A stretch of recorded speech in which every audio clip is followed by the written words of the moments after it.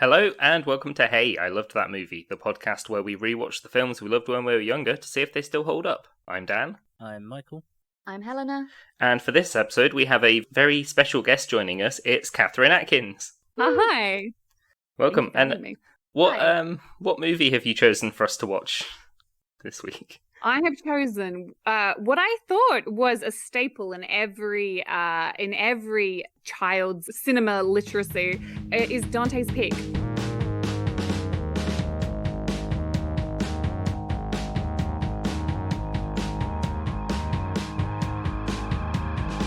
I mean, I'm glad I didn't watch this as a child because I'd have been fucking terrified.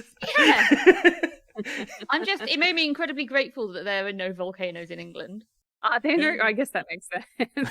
There's one dormant one. There's one. Yeah, but I mean, it's bloody dormant. It's not Dante's Peak quote unquote dormant.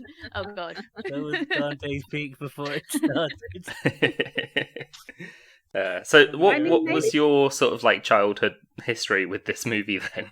Well, I honestly thought everyone had seen Dante's Peak, and actually, as it turns out, I asked so many people, and so many people said, I'd never seen it, that I was desperate enough to go ask my friends who live in New Zealand, who have like erupting volcanoes, and I thought, well, they must have seen it, right?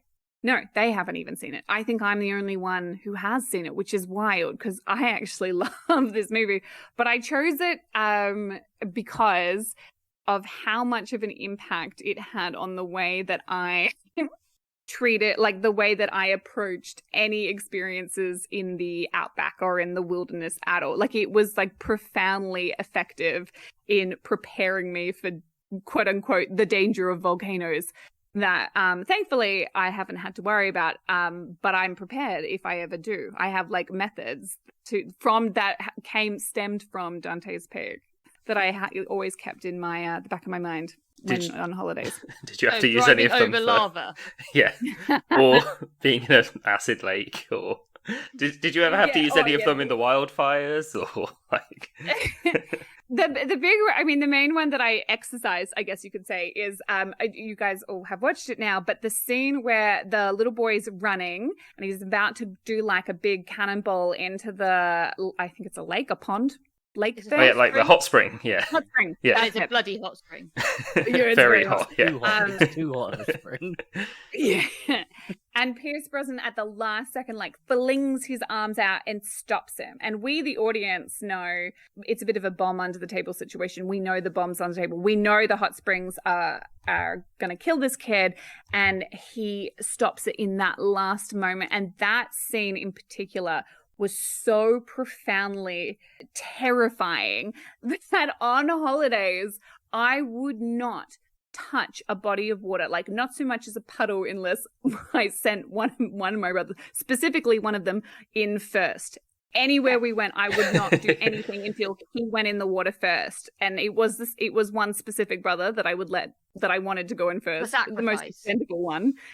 Yeah, we had beef. So, I was like, well, if someone's going to sizzle to death, it can be you. It's not going to be me. But I never forgot it. And still to this day, if I'm, going wherever, I will and no one's around, I'll throw like a leaf in to see if it like sizzles and burns, because it was just it just got into my DNA, that scene. Well, have you ever been in any dangerous waters? Has it ever paid off?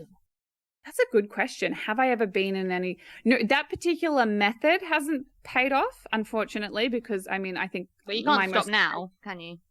Well, yeah, precisely. It will happen. The day will come. I almost need it to happen to not. Maybe you should insane. just take some litmus paper with you. Well, I did say it was my expendable brother. I think I'm a little bit disappointed I didn't kind of manage to get rid of him and through that means. No, he's still alive. Not he's not boiled to death in a thing yet. It's fine. He didn't have his legs acided off. Does he know he's the sacrifice brother? Does he know that, or did you just say no? Go for a swim. It'll be great. No, so bear in mind I'm the youngest, and I have 4 older brothers. I thought I was being slick, and I would never have told him that he was a sacrificial brother, but he would also know. He's also a genius. like a mathematical specifically Oh, genius. So he would know. He knows everything I'm thinking before I'm thinking it. So he would know exactly what I was up to. But he loves danger and he loves So thrill seeking. we never jumped into a lake and then started screaming and flailing. He probably did. Oh no, not from that. He would pretend. We went to the Northern Territory all the time. My dad lived up there. He would constantly fake a crocodile attack, and it got me every time. Oh man, that is the possibly the most Australian phrase we've had on the podcast. Oh. And the scary thing is because it could happen. Like we would go to crocodile infested waters because my dad was a cowboy, basically. Like I was just like, I can't tell the difference. Anyway, it was the boy who cried crocodile. Yeah, I mean, It sounds like you deserved it actually for being willing to sacrifice him for many years. I don't see it that way, but I can see how from an outside perspective one would see it that way. It's give and take. Yeah. Yeah. If you met him, you'd know what I mean. Out of the three, out of the four, this is the worst brother. To my life, yes. Specifically to my experience on this earth, yes. He's the most expendable of them all. So Dante's Peak, for the majority of the listeners who haven't seen or heard of this film, is about a volcano that explodes on Pierce Brosnan. James Bond. That's basically that's a good kind of summary for it. Actually, that's what it should say on Wikipedia. It's about two volcanoes that are exploding Pierce Brosnan. Yeah. The first one is a horrible backstory.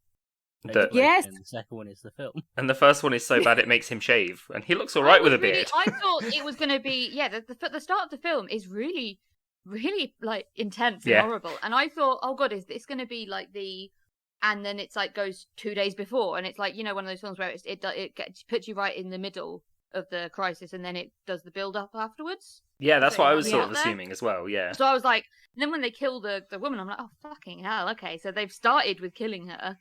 So how bleak is the start of this? How bleak is the rest of it going to be? And then thankfully it goes 4 years later, or is it 4 or 5 years? Yeah, 4 years later. Which, to be fair, he's doing very well for someone who was in that amount of trauma.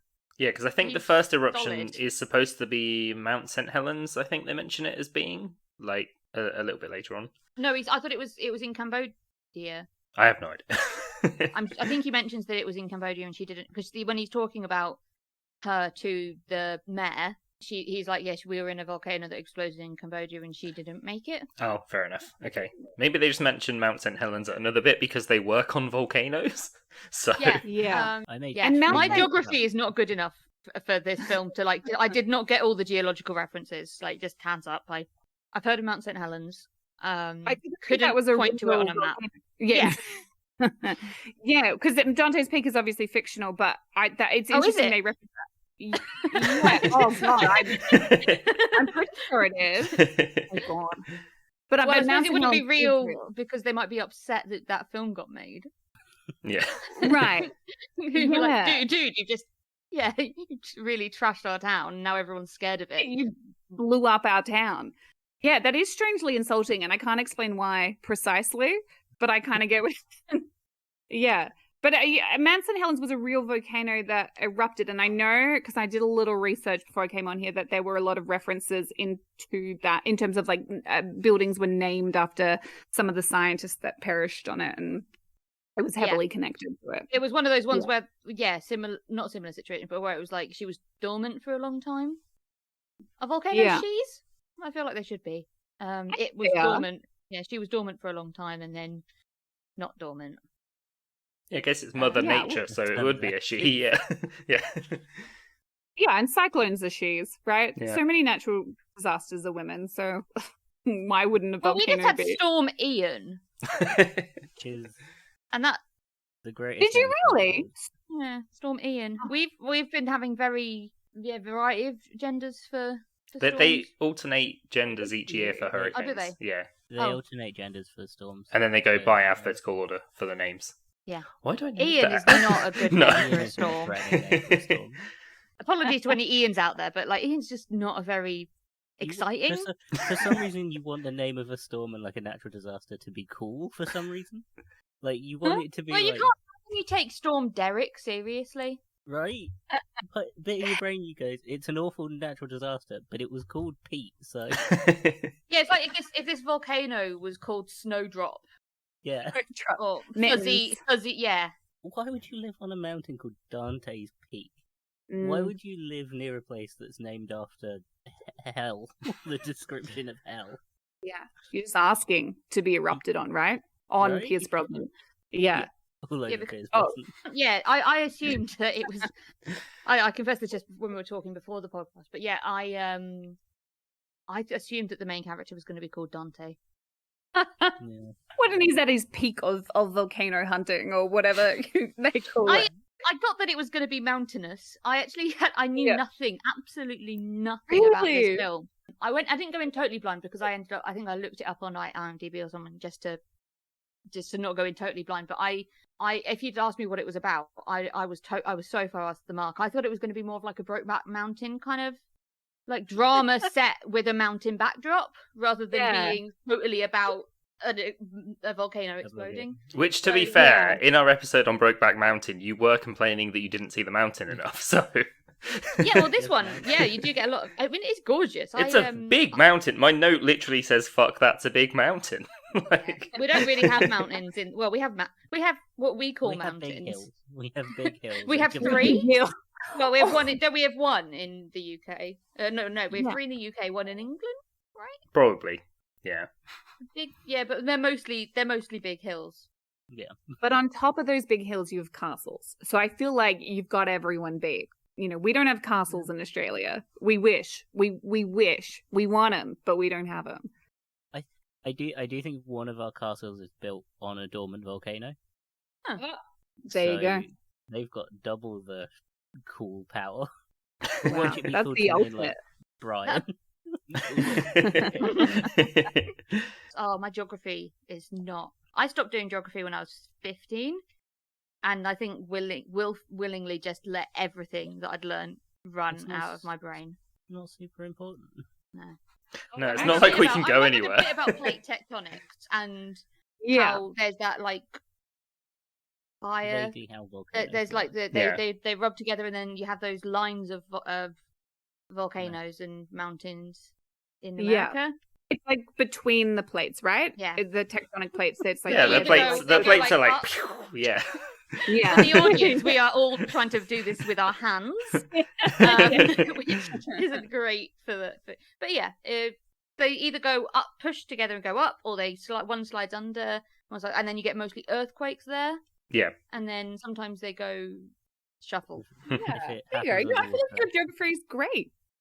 Yeah. I feel like you did very well. Mrs. Robinson. Yeah. We could Send her collectively teach a geography class to children. We could collectively do that. I think we could get through. Oxbow Lakes, I remember them as well. Are they Well, the ones actually, that are full of acid? Yeah. Speaking of geology, I wanted to bring this up. My friend was telling me that his geology teacher was so angry at the movie Dante's Peak that he played it to the class to be like, this is not how volcanoes work, and then got a glass. He paused it after the acid lake scene, got a glass of sulfuric acid, which it must have been heavily diluted with water. But I think that was his point, that this lake had a lot of water in it. And he drank it to be like, to be like, that's not what would happen. She wouldn't burn like that. There's too much water. It's too diluted. But yeah, like he really taught by example by drinking the acid water to prove a point just after showing the kids the scene, which is kind of horrifying. Yeah, where the grandma like, melts. Like... Yeah, I had to rewind and check because they show the legs melted off, but very briefly. There's a lot of unexpected. Like, I'm not a fan of gore when it's like hyper realistic, and so that bit, like right at the end where he's broken his arm and the bone sticking out, I was like, oh fuck no, like no, do not like. It starts off pretty gentle. I mean, obviously, it doesn't start off gentle. It starts off horrific. Yeah. With his, is it wife, a partner, anyway, fellow geologist / lover, has her head caved in by a piece of volcanic rock that spewed from the mountain in Cambodia. and she dies obviously pretty much immediately. Yeah. And then it's like, oh, he's on holiday, but he's called back in because they've had some funny readings at Dante's Peak. He has to go check it out, even though it's been dormant for 7,000 years. And, oh, it'll just be nice for you to just go check it out, make sure there's nothing sinister going on. Go and have a look. It's the second most desirable place to live in the United States. You'll have a great time. Population under 20,000. 20,000. That's like when I won Young Writer of the Year. Sandwich Library Guild. I think I was one of maybe 10 entrants. But still, you were the number one. Yeah, I kept that laminated certificate right for way too long. Also, geologist and or / lover is maybe, now that I've heard it being said out loud, it's all I want to be now in my life. I want to be just known as a geologist / lover. You're saying this didn't put you off geology? No, if they look like Pierce Brosnan, I'm there. A geologist he does it for you. Pierce Brosnan. Oh, I will take a rock through the head any day for in that thing. I always see him as looking so. He's just so handsome. He's gorgeous. No, he reminds me of Simon Cowell. No, that's a bit weird. I can't wait. No, I mean he does look. He looks good with the beard at the start as well. And so I was disappointed that the beard didn't continue through the movie.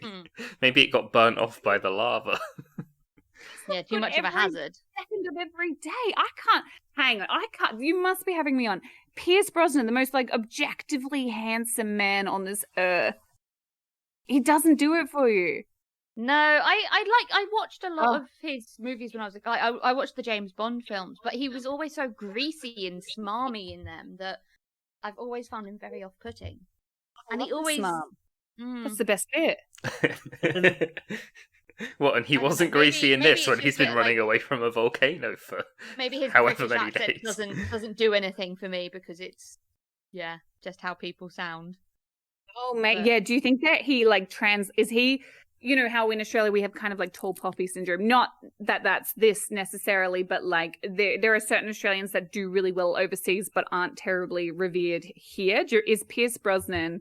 I want to say, I think he's Welsh. Is he English? He doesn't. He doesn't use a Welsh accent when he acts. Yeah. So. Why do I think he's Welsh? Anyway, is he kind of like this. that? No, I think he's internationally and domestically very successessful. Okay. He's the definitive Bond for a massive generation. Yeah, he is for me. He always will be. I see Craigie, even though he's really old in the films. He's my Bond. He was born in Ireland. Yeah, I was going to say, I think he's either Scottish or... Yeah, he was born in Ireland. So it was one of them. Brosnan. Yeah, I knew I had this feeling he wasn't strictly British, but no, Daniel Craig is, I think you're right. He probably, without the nostalgia, he probably has earned first place as a Bond. Just on if we're measuring talent, but it's the nostalgia so powerful that Pierce Brosnan will forever be my superhero. If I don't get rescued by him, ugly. He's not that. I'm looking at him now. He's not that ugly. Oh. He's yeah. I think he's had a funny middle. He was very pretty when he was younger. And then he's got a very good silver fox, but there's this bit in the middle that I'm really not keen on, where he just looks a bit kind of like a little raisin. Is Sean Connery paying you to slander my boy Pierce on the internet? I can say not anymore. He's dead. Yeah. Slim Pierce. Yeah, is he just in your, an earpiece feeding you these lines? Just say you're not attracted to him. Say you're not into him. Say it. Otherwise he cries in his on his bathroom floor. Yeah, the ghost of Sean Connery is constantly whispering in Helena's ear. I'm just gonna. While we're talking about the actors, shall we talk about the acting? Yes, in this film. It's pretty good. Can we talk about the dialogue? The dialogue is normally quite solid until the romance scenes. They are, and I'm just going to say it, objectively bad. Yeah. Yeah. Okay. Good. I can't really defend it, to be honest. I will say this for the dialogue though. There was an absurd amount of references to coffee, and it didn't make a lick of sense because I thought it was going somewhere. I thought someone was going to die reaching for the coffee. But what really threw me in terms of dialogue is she has all these lines of dialogue, right, about how she knows to keep the beans, I can't even remember, in or out of the fridge because it protects the oils. And it's like this moment where she's more than just a small town kind of hick. Like, she knows coffee, she knows beans, and they spend so much time talking about how she's so wise about coffee, and then at the very end of the film he goes, "Your coffee shit," and they laugh, and it doesn't make any sense because we've just spent so much dialogue in the first half of the film talking about how she is really good at making coffee, and now it's just he just shits all over. Oh, sorry. Am I allowed to swear? I totally. You've sworn like a lot. But it just like, it's like erratic. It felt like the dialogue around coffee felt like it was randomly entered, like a bot put it in. That was my first comment when I was writing. Was like, what's with coffee in this film? Yeah. It really does feel like some of these films was written by I mean, when this first came out, it was 1997, so I was the ripe old age of 1, so I wasn't drinking coffee at the time.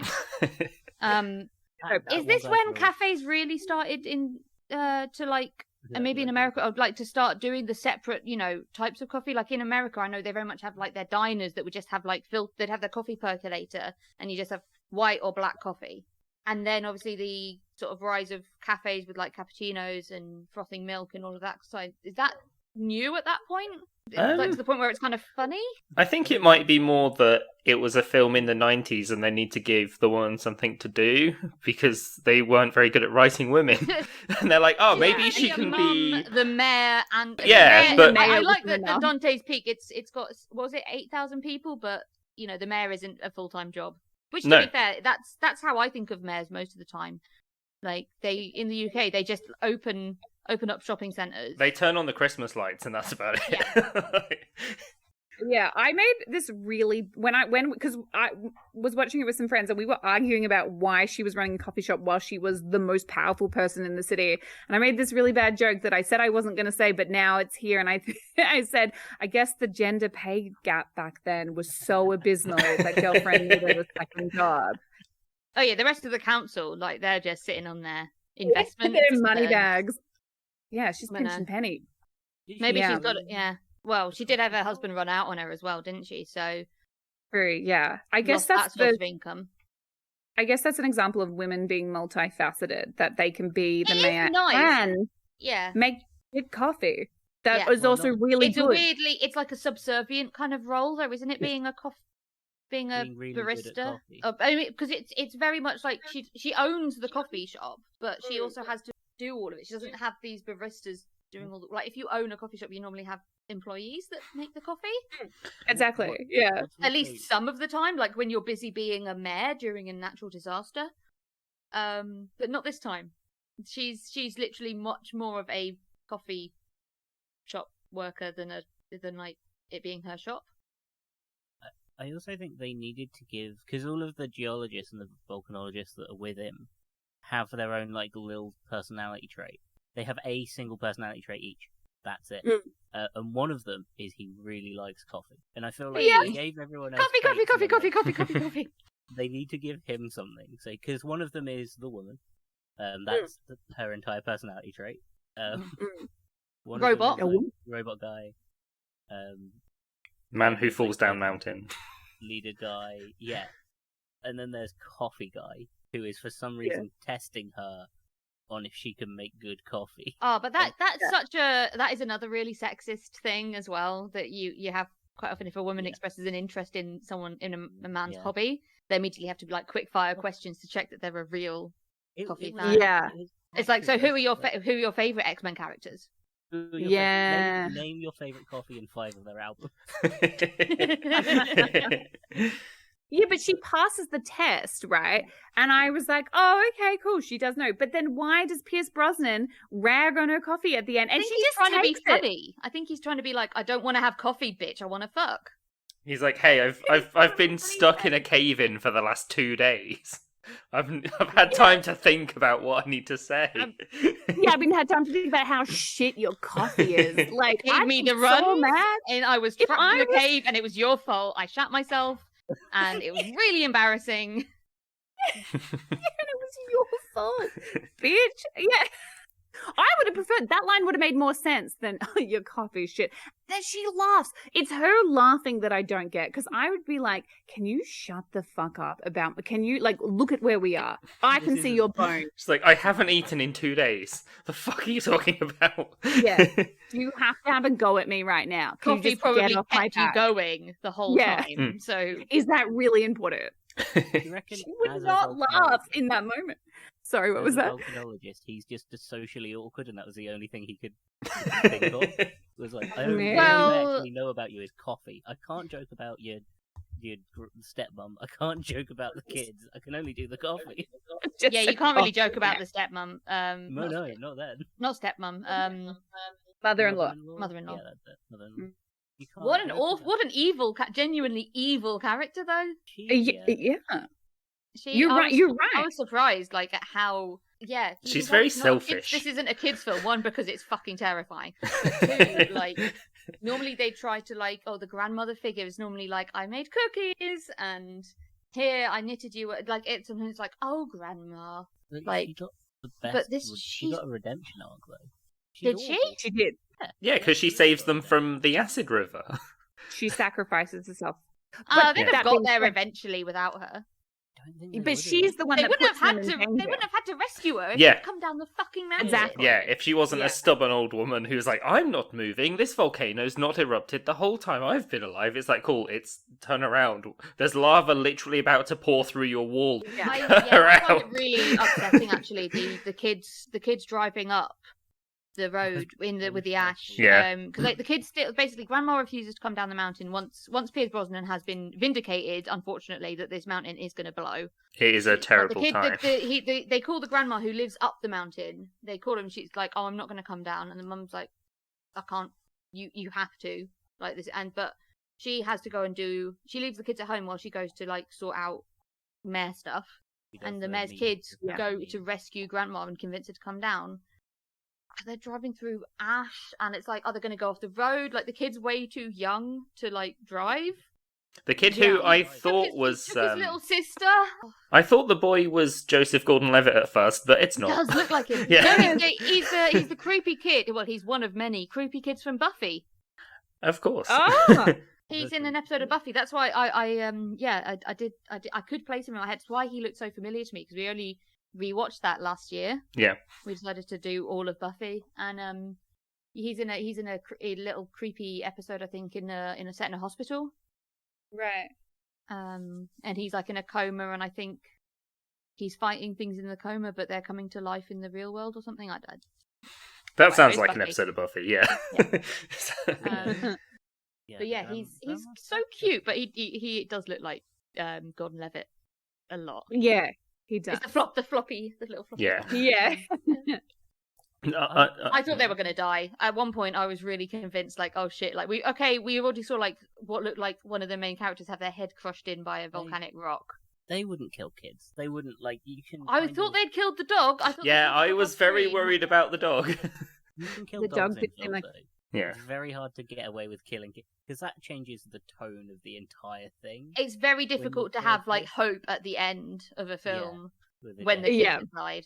Although And the you adults say that, survive. but there's definitely scenes. So while they're panicking other and kids driving can around die. to go and get to the house to get to the kids, they drive past some kids and they're in like one of those big rescue red trucks. Yeah. They drive past what looks like a bunch of kids while a house is caving in, and the kids don't stop and let the kids get in, or they don't help anyone that's running Yeah. around. They just go in to get their kids. But And I they're was like- faceless background children. You can kill them. But it's like it's horrific. This I mean, obviously the panic mentality, the herd mentality. Like, we've all got to get out, and like people are panicking, and also buildings are collapsing. Yeah. Everything's going horribly wrong. But fucking hell, if I was in a car, I had a car, and I saw like I think it's 3 kids in one scene. So I did rewind and be like, no, surely not. But they're definitely like young people, if not children. And they Yeah. go past the car, and they'd have to jump out of the way when they're driving down an alleyway. Because the Yeah. bridge is like so backed up with cars, and the kids jump out of the way, and they don't stop and they'll be like, surely you just fling open the back door and be like, get in. Yeah. I suppose But they mind are you, going they up are- the mountain, though, aren't they? Yeah. Yeah. That's what I'm saying, yeah. Getting Yeah, kids, they we're are going going closer to to more death. dangerous. Yeah. At least Yeah. for a few minutes, the kids won't be in an alleyway where buildings are collapsing. Yeah. Yeah. But their long-term aim is to still survive. Yeah, but Yeah. they're faithful kids. They're fine. Yeah. You can kill them, it doesn't matter. As long as it doesn't I happen found on it the very film. upsetting because I just can't imagine not wanting to, like, I guess obviously they're her kids, but they're not Pierce Brosnan's kids. Yeah, true. And he's driving. But and he's- a I mean, monster. As someone who would send her brother in first to be killed in the hot Yeah, spring, you don't get to it say didn't faze me. I was like, Yeah, fucking, I got that I'm good. Those yeah, I didn't survival- feel that empathy. Sorry. Those survival tactics that came from this film, does it bother you knowing that this film is wildly inaccurate? Oh, in terms of survival techniques, Yeah. does it bother me? I think it ill prepared me for the real dangers that, because we were a really outdoorsy family. Like, we would go camping, as in, like, no, not a campsite, like deep bush, dig a hole to go to the bathroom, kind of style camping every single holidays. And so the real dangers, which were things like snakes, and that, yetis, drop bears, it ill prepared me because I was so focused on getting my brother in the water, being like, do you want to go for a swim? Like, I was more focused on the mind games I had to play to get him in the water first, that I wasn't actually paying attention to the very real dangers around me. But it's funny that you mentioned the realistic nature, because I, as a adult, always kind of reflected and went, I bet that movie was, full of shit. It was totally inaccurate. I think it's a and movie then that, volcanists hate. Not that it would be like a joke, right? And my friend's story about the teacher drinking the sulfuric acid kind of supported that theory that it was a joke. But when I actually looked it up for this, I think it was Universal Studios invited hundreds of scientists to the screening of this movie to be like, look at, we are the volcano movie, because they felt like they had done such a great job accurately representing a volcano eruption. And the crazy thing is, they weren't entirely wrong. The response from these scientists was not that it was like completely a joke, but rather that it was I really like this description. It was a smorgasbord of volcano eruptions, in that no volcano eruption would erupt like that, but multiple different ones would, every part related to something that could happen. It just would never all happen all at once. Yeah. I think so, like, having pyroclastic flow is very much a Pompeii thing. Yeah. And like then lava is like a Mount Etna. Yeah. Well, because wasn't there another volcano movie that came out at about the same time as this as well? Yeah. Volcano, Which I haven't seen. That, yeah. I thought was what this film was. Volcano. Oh, have you seen it? Yeah, Volcano is about a volcano erupting in the middle of LA, I think. I think it's LA. Wildly. It's like, if this film is relatively accurate, that film is wildly and insanely inaccurate. It's sort of a Sharknado level. It's more Sharktopus level volcano movie. 'Cause it's like, Is it good though? oh, it's sure. Good is not a word I would use. Entertaining, maybe. Ooh, how does it compare to Dante's Peak? Volcano v Volcano, which one's better? It's a Who's lot the champ? stupider. Volcano is a lot stupider because they're like, what if they're trying to, like, Volcano is all about them trying to redirect the flow of the lava into the water. I love that. So Volcano is just as, it's wilder. It's far wilder than this film. It's what I was expecting from this film. This feels pretty wild. It's not. I'm gonna let you know. You see bone. It's not. You see exposed. I mean, the bit bone. where they're in the cabin, in the Grand's cabin, trying to get her to pack to get stuff in the van, and then the wall suddenly is just lava. That was pretty intense. That was intense. Yeah, they'd be dead like about 10 minutes before that, but still, 1,000%. Yeah. None of these people would be alive No. anywhere near Volcano. I mean, and they that's outran probably- pyroclastic flow. any volcano when there's lava in a film and people are like right next to it going, oh god, you'd be dead. Yeah. You'd be melted. With the like river scene as well, the lake scene, I assumed that it was gonna be not acid, but more related to what we actually saw earlier in the film, it was boiling water, which would have made more sense. The boat was like melting. Yeah. I guess when you heat up an acid, though, just to dispute your friend's science teacher or geology teacher, doesn't acid get more kind of potent? Yeah, it might have been boiling like acid. If you heat up an acid, it's more corrosive. But it wasn't heated. If it was heated, they wouldn't be able to stay in the boat because the boat was metal. Yeah, the boat would have gone red hot. Yeah, that's why they couldn't have done boiling like a frying pan. Yeah. That's so it might not have been enough to. It might not have been hot enough to melt metal, but it might have been hot enough to make the sulfuric acid eat the metal faster. Yeah, technically it's a bain-marie. They would be in a bain-marie. There's water underneath. Right, as opposed to a fry. Yeah, it's not directly. Let's get like, it right. Let's get it accurate. Look at the cooking method. It melts chocolate perfectly.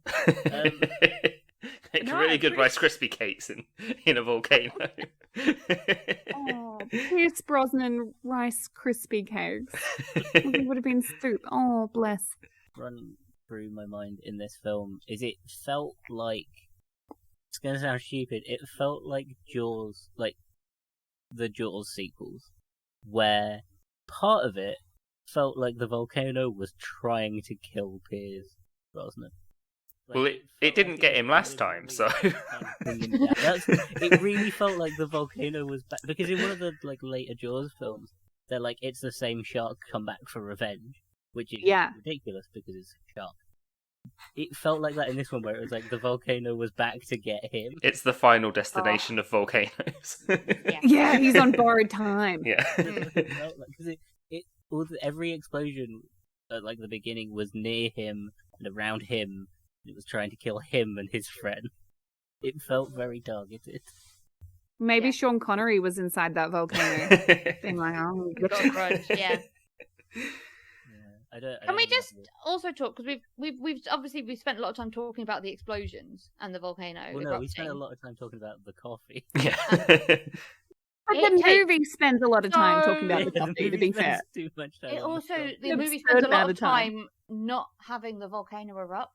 It was an hour in, almost. Yes. It does take a while to actually get to the I eruption. think it's 58 minutes in, but the volcano actually starts erupting. Like, as in what I would consider an eruption, with like stuff coming out, not just like earthquake. Oh my god, at that point I was like, is this volcano ever going to fucking explode? And then it did, and I was like, that was good sort of comedic timing in my own head. But it was dragging at that point. Like, it builds, and you're like, okay, we get the point. Pierce Brosnan thinks it's going to explode. The other geologists don't. He's going to prove them right, unfortunately. But there's so much fanny arseholing around. Well, yeah. Once the volcano erupts, you don't have much time left of the film to do anything, because volcanoes happen pretty quick. Yeah, but I mean, the film's an hour and how long? Hour and 40, I think, yeah. Yeah, hour and 40. It could have been 20 minutes shorter very easily. Yeah, without the coffee talk, it would have been half the time. But you needed the naysayers so that when they die, you're like, you should have listened. You need to have the opposition to Pierce so that when they die, you're allowed to feel okay about it. Yeah, you need to see someone get killed by this volcano. Otherwise, what's the point? And we can't be sad about everyone who dies. There's got to be a few where we're like, should have listened. Yeah, like those kids in the alleyway, they deserved it. They were against the volcano being. Why do you reckon they were in the alleyway and not properly evacuated? They were probably doing drugs or something. Yeah, maybe they were little shit. Yeah. Like maybe they were They were graffiti. Yeah. Volcanoes suck. They were like negging the volcano, talking shit about it. I do like the narrative of I'm a professional geologist, volcanologist. I'm going to send my employee to look at this volcano that we think might erupt to see if he says it'll erupt, and then when he says it will erupt, I'm going to not believe him. Yeah. I love that. Like, they're like, you need a holiday. It's like, you called him back from his holiday to go and do this. Because he's the best that they have. And then when he gets there and says, it's probably going to erupt, he goes, nah.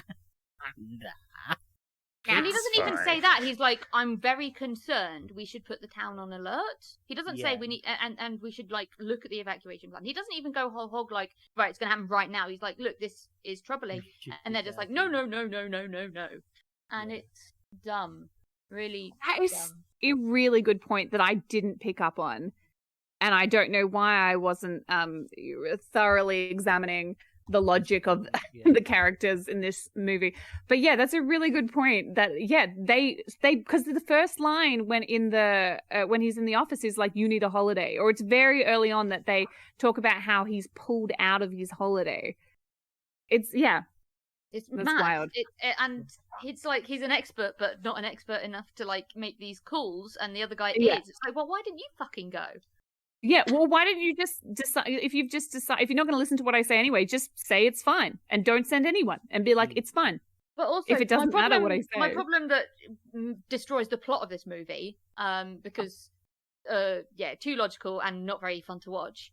If he's really concerned that this volcano is going to blow and he kind of fancies this mayor and her kids, get them out of there. Like, leave. Yeah. Tell them to go. Like, she can be a mayor. Like, she's going to be a much better mayor if she's alive. Or Yeah. a mayor of a town that exists and isn't buried under ash. Or at least get her to get the kids out. Yeah.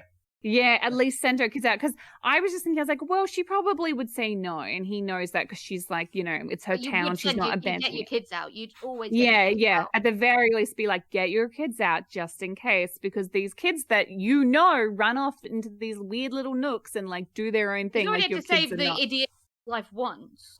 Yeah, exactly. Yeah, like she hasn't long met him though, so it is very kind of Carly Rae Jepsen of, hey, I just met you and this Okay. is crazy, but this volcano is going to explode. Get the fuck out of here. You know what? I'd always hedge my bets and go. I'd rather go and be wrong if someone says a Yeah. volcano is going to fucking explode. Yeah. Oh my god, I'm sorry, but that song, I would stream the shit out of it. Oh my god. Very That's so funny. Here's Rodman. Karaoke. I just Yeah. met you. This is crazy. We all know But what this Pierce volcano is going to erupt. Sorry. Brosnan- we all know what Pierce Brosnan sounds like singing, so Yeah, we've seen Mamma Mia. we- It's fine. And did anyone see him in Cinderella recently as well? No. was he Oh. singing in that? Oh. And let me tell you, Wait, I love this man. Cinderella. Yeah, Did the new did one, the terrible one with that the one Camila with- Cabello. James Corden as well. Yes. Oh yeah, that's why we didn't watch it then. Yeah. Yeah. Yeah, no, he's like, you're allowed to boycott him. You know how you Yeah. said earlier about Australia has stars that do well outside of the Australia but not in? James Corden Yeah. did bad in England, went to America, did good in America, Yeah.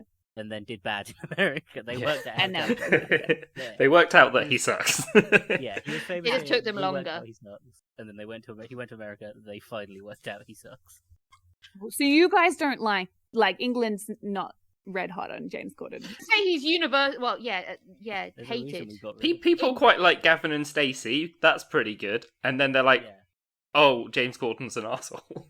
I think they like his character, Yeah. Gavin and Stacey, Yeah. but then him as a person, he's just proved himself to be a twat Yeah. over and over. Like he's not had one little mishap. He's very famously just an arsehole. So Yeah. yeah. Yeah. Oh well. I hate no to- love lost I there. hate to be this guy, but I'm like, I knew it. I told you so. I always got bad vibes from him. I never got into him. He always just seemed pandering and fake, and I just didn't. I don't know. I never liked him. It feels nice to be right. Yeah. Pierce Brosnan, I do like though, a lot. Yeah, I can't He can remember do no him wrong. anything. Yeah. Other than his singing, I can't think of anyone bad mouthing. No.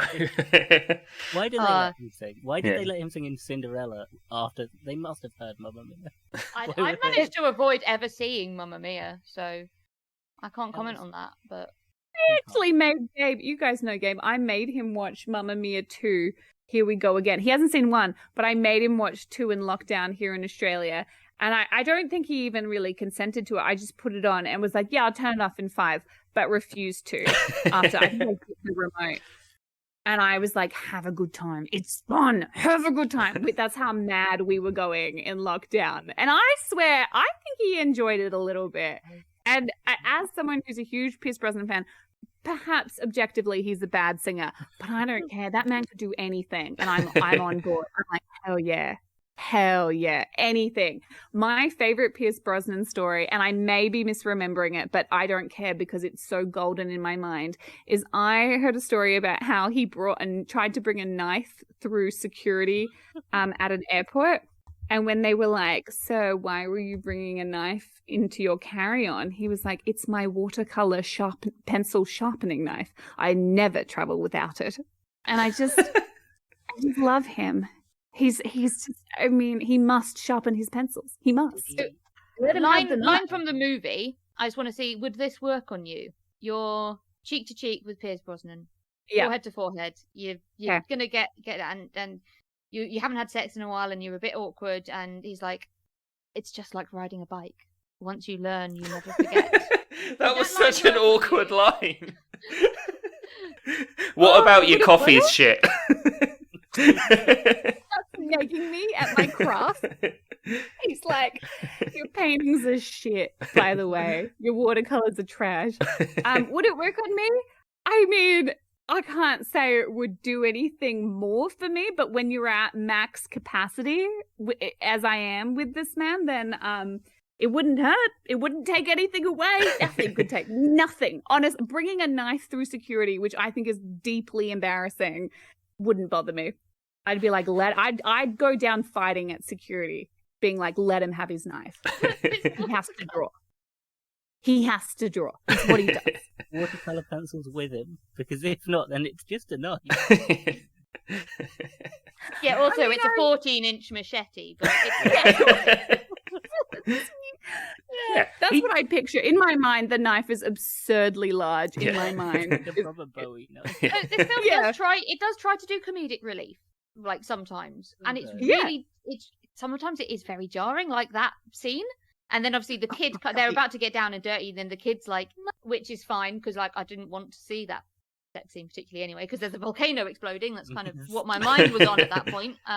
But then there's very strange, silly bits. Like there's a sign called Cluster's Last Stand, which is like I look like a diner, and like the sign just teeters, like falls over really slowly in the film, and it's like, it's quite funny for something to be called that, to just fall over. Yeah. One other thing that I really wanted to talk about in this film, like before we start wrapping anything up, is that so when the volcano does explode and you get like the pyroclastic cloud and stuff, the miniature work is fucking amazing. It's so good. It's really cool. I liked it. Some of the miniature work was amazing. Some of it was like my first attempts at Warhammer. Yeah, the bit where the helicopter's flying off at the end, it's like, oh yeah, that's clearly, not great. But the bits all exploding, I really, it was really good. It was good to watch. Like, it didn't look like a shit CGI explosion because they did it for real but small. Yeah, there's a lot of very legit explosions in this film, which is good. Because, oh gosh, I couldn't imagine anything worse, like more distracting in this sort of film, like a disaster film, than like fake, CGI explosions. Yeah, I think the thing that looks the worst is I think the lava coming through the wall of the grandma's house is probably the worst effect, and the rest of it's all practical. It was so shocking. Yeah, that I didn't really look at it too much. I was like, oh fuck, there's lava. They got to get out of here. So it worked. I was impressed with. I didn't hate this film at all. Like, it's quite fun to rag on it, but I was pretty gripped. Like, sometimes we watch films and I'm on my phone, I'm like playing Block Doku or, whatever, paying more attention to whatever my husband's watching in the background. But this one, I was really gripped. Like, and not always for sometimes I really thought bad, like it was only going to get worse. Like, I thought the kids might die. I thought the dog was dead multiple times. Dog lives. Dog can't kill a dog. Not a hot dog. And I really, I just didn't know because they'd set out with that first killing at the start. I really didn't know where were going to draw that line, so I didn't even know if Pierce Brosnan was going to make it. I mean, I sort of knew the kids really weren't gonna die, but then I was like, I've been wrong before. Yeah. I mean, especially at the end as well, when the bone's sticking out of his arm and he's being crushed in a car, because. Another point, who mines a volcano? Why would you set up a mine? I mean, it's been in a dormant for volcano? 7,000 years. I feel like you could probably mine it for 50 years, and It'd probably they're be. not fracking. Yeah, fracking would be much worse. Yeah, I'm. The target of every volcano everywhere would turn up. Yeah. They'd probably Yeah, they stop sending sprout. into volcanoes, wouldn't they? Yeah.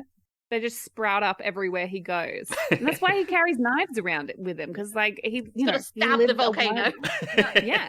And Fight the it. thing is to sharpen his watercolors to paint the volcanoes. Yeah, if you paint paint the paint water in front of the volcano. lava, it's it stops the lava. Oh yes, the car where they drive. This bothered me for Through multiple the reasons, but water. the car driving through the water is fine because they have the funnel thing, and that Yeah. to be fair works because cars are sealed units sort of, and if the exhaust doesn't get water in it and it's designed that way, you should be able to get through. Yeah, the car so that was snorkel fine. was fun. That was absolutely fine. It was hilarious that they then had the copycats behind them all standing on the cars like, oh shit, we fucked up. Just because it reminds me of because we have quite frequent floods in the UK that aren't Yeah. serious, like life-changing floods. Like they're not catastrophes, but they're just sort of more like very Irritating. inconvenient. Yeah. Because our drains are shit, and like there's so many videos of people just trying to drive through like subway tunnels and stuff like that where they flooded and the cars get halfway through and then they stop, and everyone's like, you knew that was Yeah. going to happen, mate. Yeah. Like, and then another car will try and get stuck behind it, and you're like, yeah. Yeah. But driving on lava, that is a bit. Yeah, that was bad. I was like, that doesn't work. And then the car's tyres caught fire, and I was like, this looks like something out of Hellraiser, but whatever. That didn't bother me, but the fact that the car keeps going, and they managed to drive even further, and I'm like, no, the car would be fucked. Like, it's kind of one of those movie magic moments that they managed to get over the lava, but then surely they'd have to get out of the car at that point. Because the car would just break down, like, bits of the internal things would just be... And the tyres Melted. should, like, you can't really drive The tyres on a are great gone. road, It's just on on a really rims. perfect Yeah. road without The tyres, gas let would alone ignite. on off-road. The tyres don't matter, the gas would ignite. Yeah, the petrol in the engine would explode. Yeah. It's too hot. Yeah. It was so that I was like, I can suspend my disbelief for the water, but That's where you draw the line. Yeah. Is yeah, I was really impressed. I was really gripped by this film. I don't think it's going to like stay with me as like, I don't think it's as life-changing a film for me, but I'm not also as regularly in danger as it sounds like you were in your childhood. I think that I was. I in the think that I UK, thought I we're would like- be. Yeah. Here's how if there's a spider, you pick it up and put it outside. I don't think you're taught that in Australia. Here as well, it's always kind of like, be careful of quicksand, and it's like, okay, like I always thought quicksand was going to be far more dangerous than it has proved to be so far in my life. I've been into quicksand once, and Yeah. I was so vindicated because I was like, I prepared because I do genuinely live somewhere with we all Yeah. grew up somewhere with Really? quicksand. Yeah, it's like a bay, a very very shallow, well not like shallow bay, and it's got loads of Yeah, when the tide waves goes that out, crash, it just and the com- tide goes out. yeah. It's really shallow, but it is really like You could walk it's across deep it. Quicksand. There's like sunken like fighter jets and stuff, like fighter planes from the World War II in there. So if you stood still in this quicksand, would you get like full submerged? Would it You kill could get stuck and then drown when the tide comes in. I don't think you'd be able to get all the way Yeah, down. it's very slow. quicksand in general, I think it can't pull you completely under. No. I think there's But but I've had it before when I've started sinking and like my feet have got stuck and I'm like, oh god, and then I'm like, and then I do the quicksand stuff and then you're fine and you're like, only it's only happened to me once, but Wait, are you telling me your quicksand is slow? Your quicksand is slow. Yeah. Why is it called it's like quicksand? it's then? like If it's slow- quicksilver is mercury. Right. It just means liquid. Yeah. Right. I Quicksand hear is you. It's misleading. percentage water. Yeah. That's English. Right. Yeah, it's weird. I don't appreciate the misuse of the word quick. That No. bother that I don't like it. Yeah. Like quicksand is probably the most dangerous thing in England, other than people. Yeah. So you don't have to worry too much about like survival stuff. Yeah, I'm like I saw a snake once, and I was like, Yeah. oh, cool. But I think it was a grass snake, and it was about the size of a ruler. So Yeah. Do you not have? So you don't have any poisonous snakes over there? We have Um, a poisonous snake. Yeah. Yeah, And I I think think I've ever One? His name is Jeff. Yeah, I was gonna say that. Species of poisonous name. Yeah. snake. I think the worst Alright. things we have are maybe the false widow spiders, and they suck. 'Cause I've been bitten by one once, but I didn't die, so it's fine. Yeah. Yeah, it's like you don't even need to go to hospital. No, I think it's if like you're a allergic bad to mosquito bite. that sort of thing, then it's worse for you. But yeah, it was just kind of a bit painful and swelled up for a couple of days. It wasn't great. Dangerous legends, like We have urban 2 legends bears the in UK. Kent now. They've got 2 bears in the wildlife centre there. They're also reintroducing buffalo to Yeah. Canterbury. We're trying to make our wildlife Yeah. more dangerous. Yeah. I think basically what happened wasn't it in like the 1400s we just kind of killed everything. Yeah. Drove all the wolves out, killed everything. We were like wolves, bears, nah. Do you not have wolves anymore in England? No. In like specific places where they're like guarded and protected, yeah. Yeah, But in they're being general, reintroduced, but very much into like nature reserves that they can't like spread naturally. Yeah. Foxes are probably most dangerous Yeah. wildlife. And that's because they might have mange. Yeah, like Yeah. a fox. Oh an yeah, angry foxes fox with are mane messy. just so sad looking. Yeah. I don't. Yeah, rats. But I like rats. I've got Yeah. pet rats. So I'm like, yeah, that's fine. Like our legends are like scary urban legends. Is like it's a big dog. Yeah. It's like the beast of like you hear like the beast of the moors and like what is it? Oh, it's a big dog thing. Yeah. Shadow Probably dog. just like a Great Dane cross. Yeah. Scary. Whereas like, Labradoodle. There was that episode of. Did you hear about the episode of Peppa Pig that they weren't allowed to air in Australia? No. Because there's like a Peppa Pig episode that's it's a very obviously Peppa Pig is a very British show. Yeah. And it's all about Peppa like finding a spider, and like she's initially scared of it, but then she's like, oh no, we can be friends, and it's all okay because in the UK it's like we have house spiders. They're like this big, and they're absolutely harmless, and they come indoors to like shelter from the cold. So it's like actually putting them outside might hurt them. So you just let them be. They catch the flies, whatever. That's not a safe message to give children in Australia. So the Australian government was like, you can't show that one here. No. We do not want our children cuddling our spiders. That's a bad idea. Yeah. Well, ABC, I know in Australia has, which I'm pretty sure Peppa Pig's on ABC Kids, has really strict rules on not having any characters in their kids shows do anything that if a kid copied it, they could be, claim that they got the idea. Like they're really strict on that. So I believe that they banned it. But you want to know our spider? I mean, there's so many spiders that can kill you. But my favorite spider story, my friend was, somewhere remote. And this insect, it was a bird. It was a bird. The birds ate the giant spiders. And these spiders, I'm talking like size of your fist, right? This bird had picked up a live spider and flew the spider into her face, like was just going past as she was walking down some steps, and she fell and like snapped her ankle clean, like a monster injury.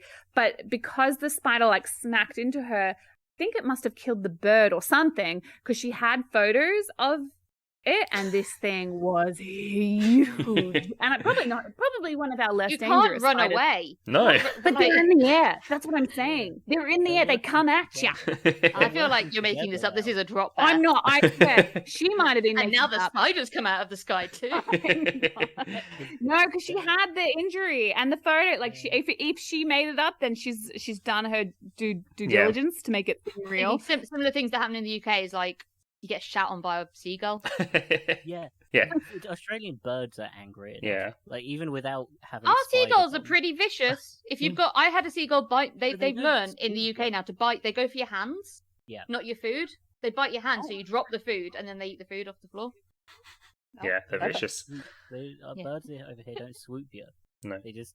Oh my God. They gang up on you. There's shitloads of them. Yeah, they like. Yeah, you can't eat You can't eat a packet of chips on the beach anymore. No.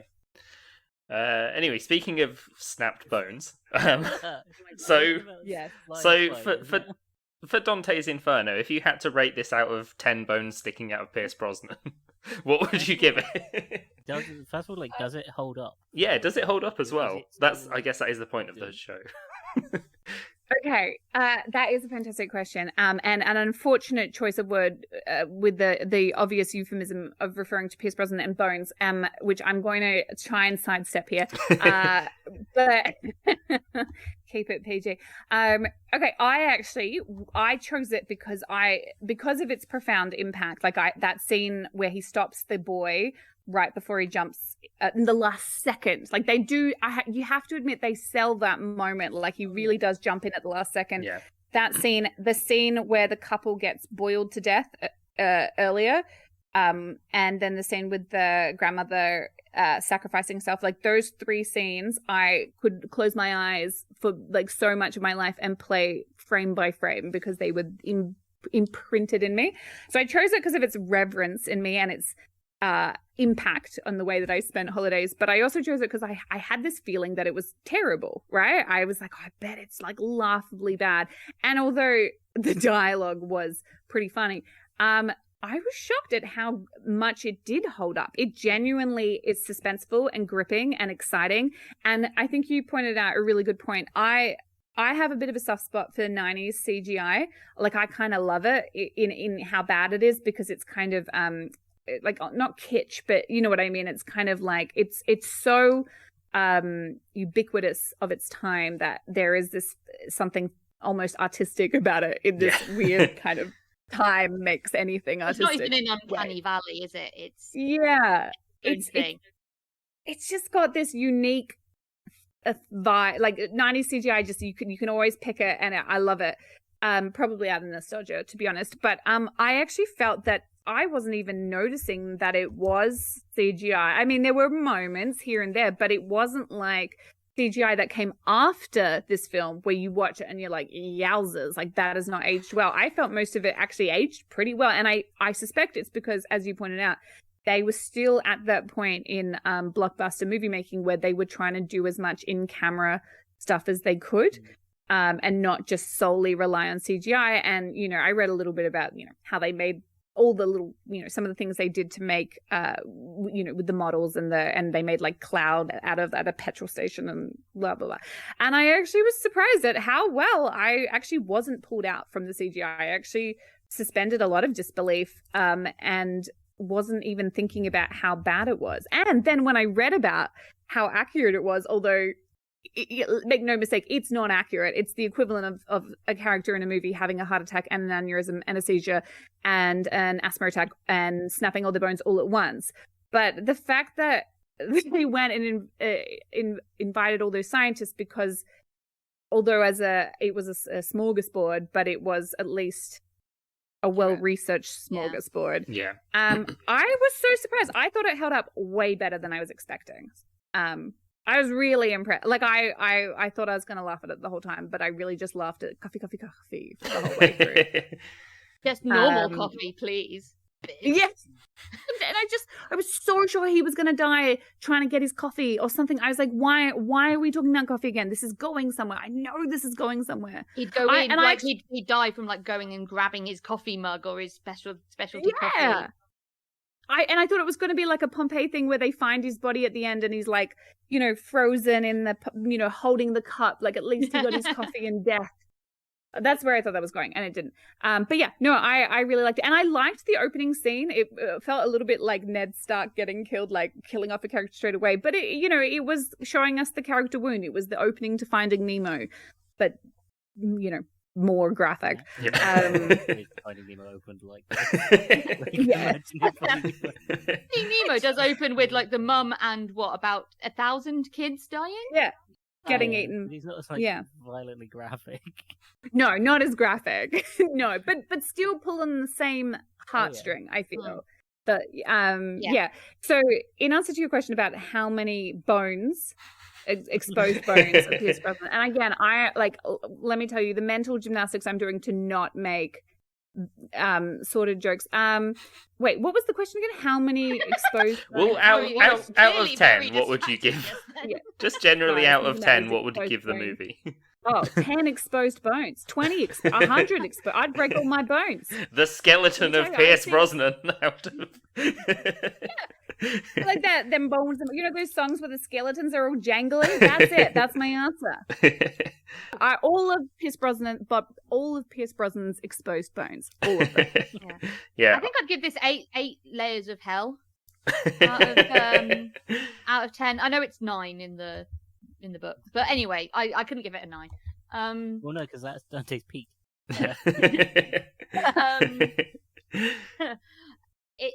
I was really impressed. I am actually genuinely surprised that I hadn't seen this film. I think it's probably one that I was one when it came out, and I don't think it necessarily had that staying power just because he was so famous. Like, if you're going to watch a Pierce Brosnan film or introduce your kid to a Pierce Brosnan film, it's going to be James Bond. It's not going to be Dante's Peak. Right. So I was exposed to Pierce Brosnan, but it's like through my parents, like, saying, and like being on TV, like James Bond was always on TV as well. Yeah. And I think my parents they were fine with me watching that because that's the safe kind of, sophisticated gentleman spy violence. Yeah, I was impressed, and I was really actually really engaged in the film, and I have a really bad attention span at the moment, so that's no mean feat to actually keep me. And like, I was getting bored before the volcano exploded, but once it got going, like, I was fully in. I was properly invested. I really, I was hopeful that they all survived, but yeah, when obviously, the kids don't. The kids survive, they don't die, and then the dog survives and everything. But yeah, I was genuinely a bit sad that the naysaying guy died. The naysaying volcanist dies, and he dies quite horribly as well. Like, because he knows he can't get off the bridge in time, and he's swept away and drowns. Yeah, which is very like, and like everyone's watching and they can't. They do all anything. watch it happen. Did anyone else notice in that moment though that there's the scream, the famous scream the Wilhelm scream? Yeah, that was, I can't remember its name. And because it is a really it was a powerful moment because watching them watch it, I think, was what really sells the emotion of the moment. And then I heard the scream and it totally pulled me out of any emotion. Yeah. It's not a perfect film, and I don't have that nostalgia just giving it those extra points. So but I thought it was a really solid film. Yeah, it was. It's nice to have like a serious film where they've not tried to make it a comedy with loads of like. I suppose they did try and put in the witty remarks, but they're so bad that it doesn't quite work. So it's not one of those ones that's. It's not because obviously we've seen like a lot of disaster or horror flicks where it's like comical. Oh, the quips. The quips. We're in the era of quip right now. So I don't miss that. So yeah, I had a really good time. I'm really glad you showed it to us. So yeah, thank you for that. Yeah, I think I'd also have to give this 8 melted grandmas out of 10. I really enjoyed it. Like, yeah, it was a little bit slow, like, at first to build, but then once it gets into all the volcano action, and I was really impressed by all like the miniature stuff and that kind of thing. So the other thing that kind of annoyed me was like at the end when he's like managed to get this signal thing going to alert people that he's there, and then someone notices it 2 days later, and I'm like, how did you not like see that? They've just been trapped in the mine for 2 days. Like, been traumatized too. Yeah. But also, not great. Yeah. But yeah, I had a really good time with this film. I'm glad that you showed it to us. It's one that I think if I ever see it and it just happens to be on TV, I'll be like, oh yeah, I'll watch that. Cool. Yeah.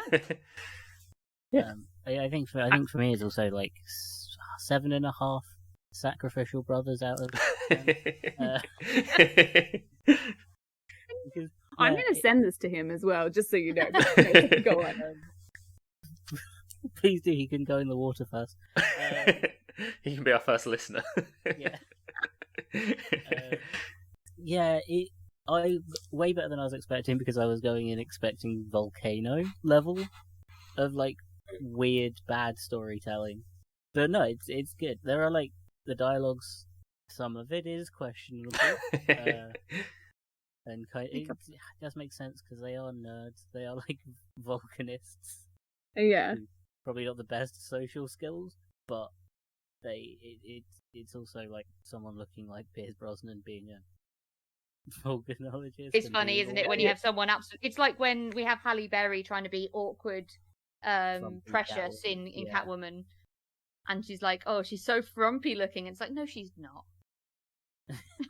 Oh, she's so awkward. It's like, no, she's not. She's charming. Shut up. Yeah. He is like naturally charming, and it's like, was the character meant to be awkward? Because he can't do that. If he was, he can't do. He's got some range, but he can't do awkward. He is charming by default. But yeah, no, I think like 7.5, just because it was fun. It was a good, entertaining movie. Some children got shitty children. For a 90s movie, no like horribly jokes as well. Yeah, that's also another thing that was There's no weird gay jokes. There's no There's you're right. It's not. I mean, it's a bit sexist, but it is the 90s. So that's He's still the mayor, even though she's the mayor and yet does more work doing coffees. She's still the mayor. Yeah. There was no like bad, painful joke that you had to sit through that didn't age well. Like it has overall aged quite well, apart from the obsession with coffee. And volcanoes haven't changed that much, so that's solid. That's not going to be like ugh. I mean, maybe the technology about how we measure has changed, but I mean, we're not going to know that. Yeah, they haven't invented a new volcano that shoots like something completely different out. Maybe like, there's no bubbles, so it's clearly not a volcano. This isn't ice lava. What the? Why is it hot? Why is it hot? Yeah. I think 7.5 to 8. Sacrificial. I'll give it 8. Okay, 8. Give it 8. To be sacrificed to the water first. I have a question on this subject. Now that you've seen that scene that I'm talking about, and you felt the rush when he saves him, if you are ever in a body of water, a suspicious body of water, are you going to send someone else in? Are you not going to be like me and stop and challenge the water mentally before you maybe like dip a toe in or something? Like, Also, like no. I'm not worried about acid. That's not my concern. But or crocodiles. They mention that there's other signifiers before they touch the water. Like it smells like sulfur. It smells like rotten egg, which I like. As generally, if I go near something that smells like rotten egg, like water or anything, I'm not going anywhere. We have a huge problem in the UK as well as our water companies discharge sewage into our seas and rivers a lot. So actually, sometimes you do have to test the water. Yeah. And sometimes they're like, do not go in the sea for the next 2 weeks. They've put shit in it again.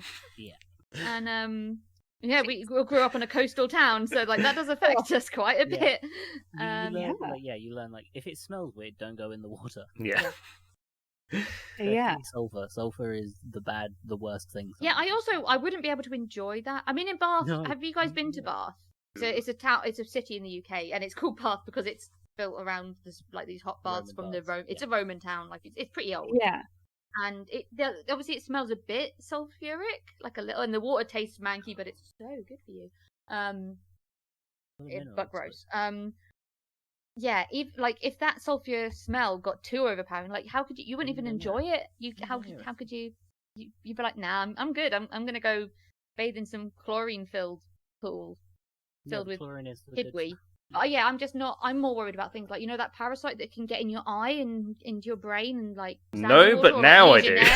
Legionnaire's disease, listeria. Like, there's so many other things that won't kill you when you get in, but will kill you a little while later, and you'll be like, and then the doctor's doing your history, and they're like, "What? You went in that water in Italy?" Well, just send your brother in a couple of months early, and then get him to a full medical checkup. Like, I still think it works. The system works. You just might need to put a bit of time in there. Can we send your brother in? Yeah. Are you volunteering him? He actually would volunteer himself. He's such a thrill seeker that he'd be like, "Hell yeah, baby, throw me in." Is he like, the thrill of potential disease? Yeah, thrill seeker for something that might happen in a couple of months. It's the potential that gets me. There is that scene. Where is it? The people keep going in. It's not acid. It's the opposite. It's really alkaline. People keep going in, and they're like, "Please stop swimming in this water." That's not it's not the Dead Sea. I know what you mean. No, but it's nearby the Dead Sea, isn't it? It's like really, really, and people keep going in it and like fucking themselves up, and they're like, "Yeah, don't go in that water." But it looks really pretty, and humans are dumb. Like crystal clear, isn't it? Yeah. People are stupid, and so that's one you'd send your brother into first, and then he'd be like, "Yeah, don't go in that one. It's full of crocodiles." Yeah. I have to watch him. He wouldn't actually give me that advice. He would just be like, he would say, "Oh, go in there. It's full of crocodiles. It's sick." Like, I can't use his word. I just have to like watch and like use his experience and if he yells about it burning, don't go in, kind of. Yeah.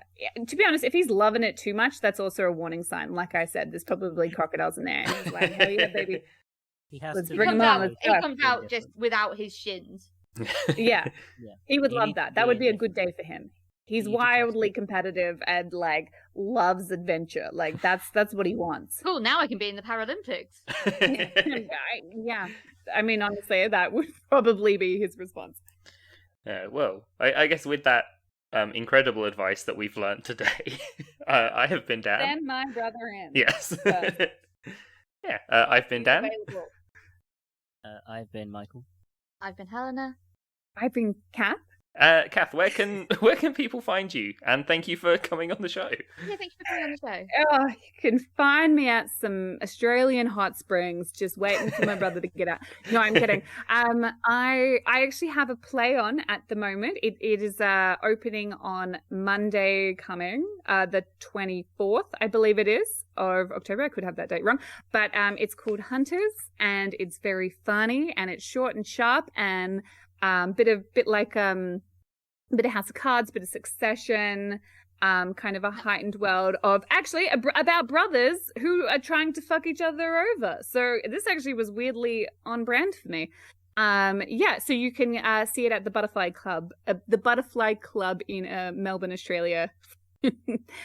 Sorry for the British listeners, and that's where you can find me. I'll be there every night.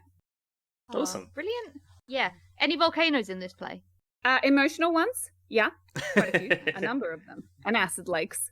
Yeah, but no literal ones, unfortunately. But there are brothers. That's expensive. Yeah. Yeah, there are brothers. Or really unimpressive if it's just the bicarbonate of soda and vinegar. Yeah. There's some verbal acid, I would say. There's some searing burns that would be on a similar level to Nana. So, but just more emotional burns. Brilliant. And are you on Instagram? Are you on Twitter?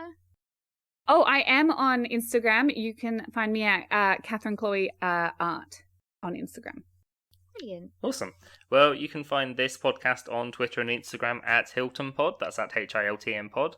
We're on Discord as well. You can hop in there and let us know what you think about Dante Speak. We're also on Patreon, so people can support the show. What are we doing for the Patreon this week? We're going to buy a small town near a volcano, and we're going to make it the second best town. We're going to invest. 20,000. So we're going to invest in it, and then one day, here's Brosnan. I shotgun being mayor. Yeah. I'm going to start popping out kids. You are going to have like to also milk. run a coffee shop. Is that okay? I'll do whatever I have to do. I'll do anything. Both good and bad. Yeah, I'll do anything for Pierce Brosnan to show up. I've got a good fundraiser. Let's release that song. Hey, I just met you. This is crazy. This volcano's gonna erupt. Let's release this song. Yeah. Open brackets, but the volcano's going to get out. But seriously, I am. As soon a as we get out, scientist. like, leave. Seriously. Like, Hyphen, don't pack, just go. Seriously, get the fuck out right now. No time. Get the fuck out. Just go. Yeah. Bracket, open square bracket. Seriously, run. What are you still doing here? It's just Carly Rae Jepsen with her legs melted off. Yes. And her sword for sharpening watercolours.